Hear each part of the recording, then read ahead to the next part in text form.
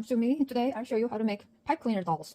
These are dress up dolls, so you can dress up the doll and take it up too. Like also wig comes up, and then also shoes can come up. It's not quite two-dimensional doll, but also not quite three-dimensional. It's like flat, but head is a three-dimensional. Especially this doll, made out of 3 full-length pipe cleaners, but body is like two-dimensional basically. These are a lot of fun because this girl has bones. It's very manageable. You can bend and then unbend.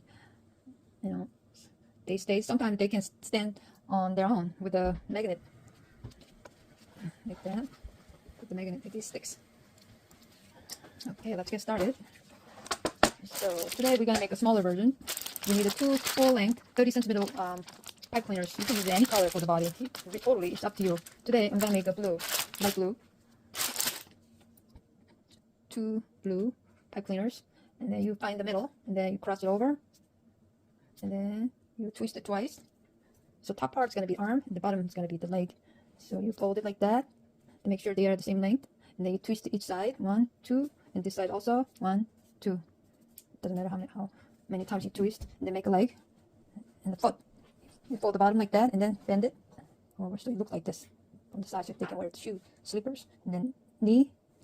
Make sure foot is facing front, and then right side foot,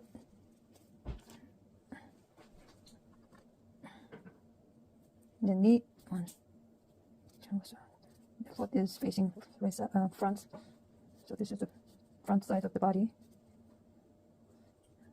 Okay, and then time for arms. Arms you pull down about slightly above the knee and fold it over.